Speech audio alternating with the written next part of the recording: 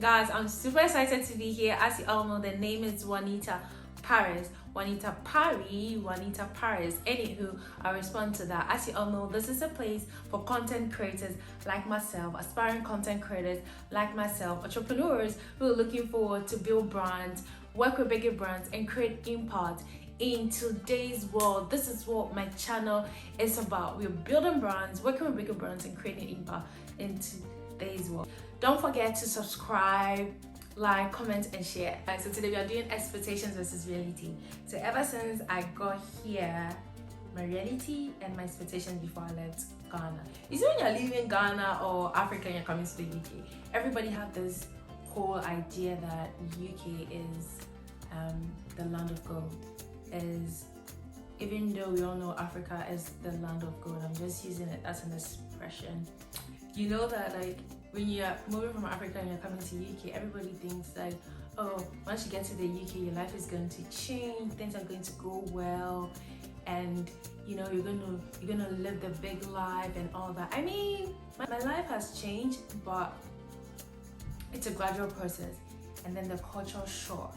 What people don't realize is when you get to UK, for the first 3 months, it's struggling. All you're coming to do is to struggle. My expectation was like, once I moved here, like the first few months, I'll land a good job and, you know, start working and start getting paid huge amounts in pounds. I'll start sending money back home. You know, like when you're moving, you have like a list. You know, you have a list like, oh, like the first one month or first 3 months, you know, you buy a land, you buy a house, you buy this and that. My sisters and my brothers. And Tisawaha, it is not what it is. Honestly, it's a dream. A dream has been sold to us, and when you get here, you see the real UK. UK is hard. UK is tough. UK is difficult. The life here is fast-paced. Everything is fast. Given the time, the day's time runs so fast. So just put in your head that the first 3 months, you're gonna struggle. I had a lot of expectation. Like, I knew like, oh, once I get to UK, my life will change. Like, yes, your life will change. Your life will change. But it's not going to be what you expect it to be, because you're moving to a different country all by yourself. You're starting from the scratch. You don't know anybody. You have no family. You have no friends. You're just by yourself. That's the reality. And you don't know how the system works. You have to unlearn certain behavior and you have to learn certain behavior. UK is not for the weak. It's a different ball game. If you're coming to the UK, please watch this video, because expect that when you get to the, you are going to downgrade.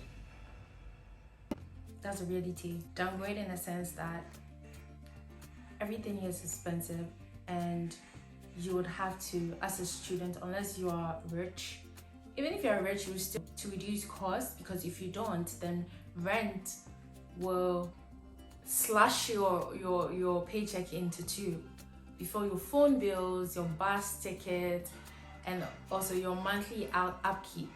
Imagine if you're a student and you have to like save money to pay your fees.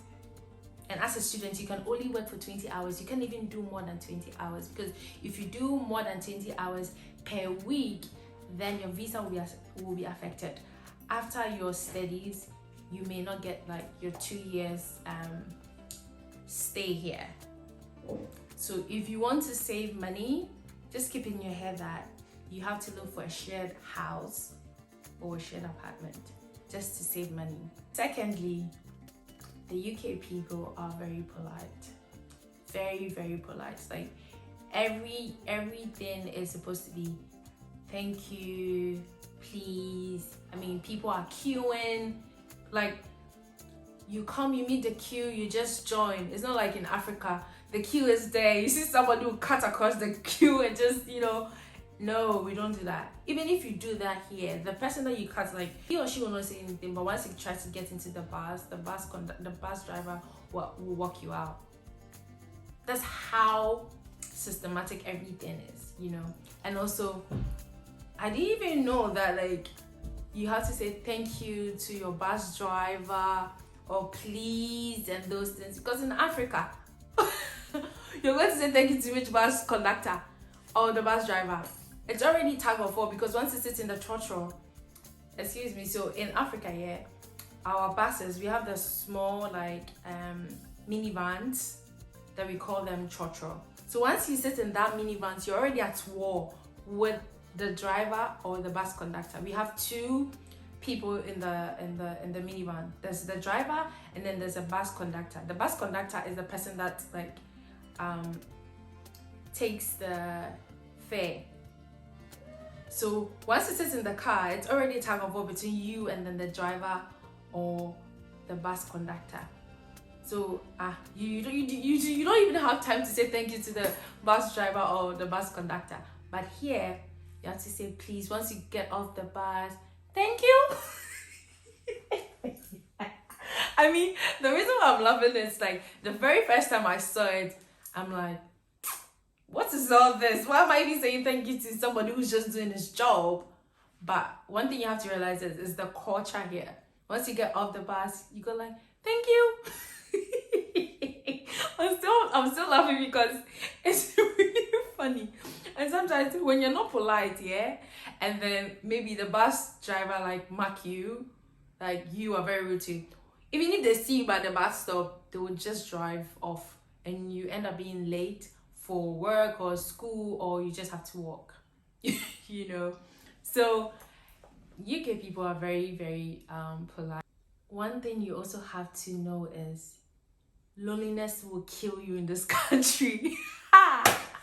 It's, you have the expectation that once you get here, you're going to make friends, you're going to make friends, you're going to be out there traveling with friends, and it's not like that. Most of the people aren't friendly, to be honest. When I got here first, I had this mentality that why were a lot of people looking so sad and depressed? Apparently, I was told because it was winter, because I got here in the winter time and it was extremely cold. So imagine me coming here during the winter and I'm not used to the winter and it's extremely cold.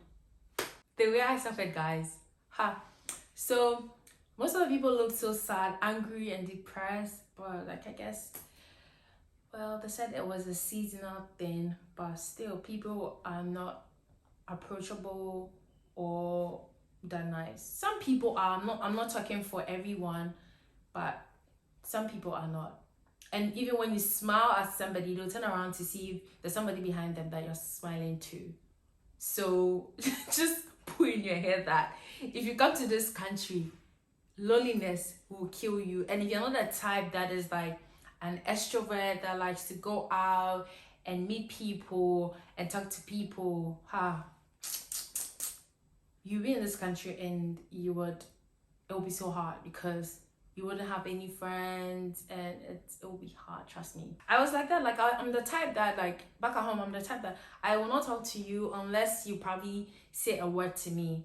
But since I got to this country, yeah, I have to find ways and means to make friends and also talk to people and look approachable. Like, I had to really teach myself that because it's hard. It's hard. Like, I go about, like, giving people simple compliments, asking them simple questions, and then that will lead to one conversation to the next. And one thing you also have to put in mind that people here live in the moment. You can meet somebody, you guys would have like a good conversation, and you probably think that's your best friend. This person will see you the next day and then they'll just ignore you and go. That's how it is. And there's no hard feelings to it. That is what it is. There's no hard feelings to it. Once you know, you just prepare yourself. So expect is eating your home country food in the UK is luxury. Sorry for saying omo because I've been hanging a lot with Nigerian.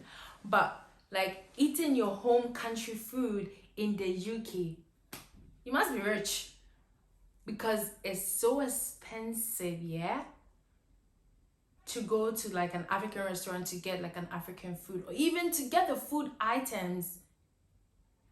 It's expensive in the UK. So you have to adapt to the food here. Maybe adapt and then make it a bit your way so that you can be fine. But if you want to be cooking banku, unless like when you're coming from Africa, you brought your stuff that will maintain you for like a month or maybe 2 or 3 months. Other than that, can you imagine like in Ghana, like if you're buying a tube of yam, whole yam, you can get it maybe for 10 cedis or 8 cedis. Here, they are going to cut the yam into pieces and weigh it, and then they'll price you. So just imagine, if you're buying a tube of yam, then they're going to weigh it and sell it to you to maybe £5. How many times can you eat yam in a month? You can't.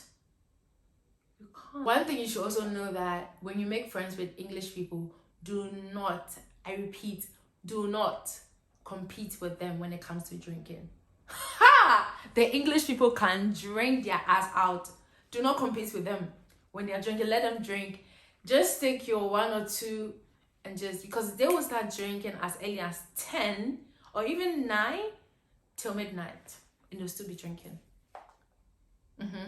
So once you get into this country, do not compete with the English over alcohol, because you cannot stand it. Their system is built for that. You just keep it in your head that you experience some form of racism. So just have a thick skin and just ignore so many things. Like, you would see so many things, and some of the things will surprise you. I mean, if you are leaving Africa to come to UK, you have to take the African mentality, put it aside, and adopt a new mentality, because the mentality here is different.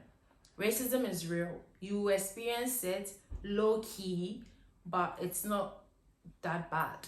And also, yeah, you have to put in your head that you have to stop converting the pounds into cedis, because if you do convert the pounds into the cedis, you will never buy anything in this country. It's cold.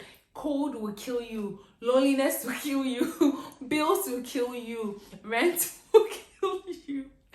It's not easy to live in the UK. Don't forget to subscribe, like, comment, and share.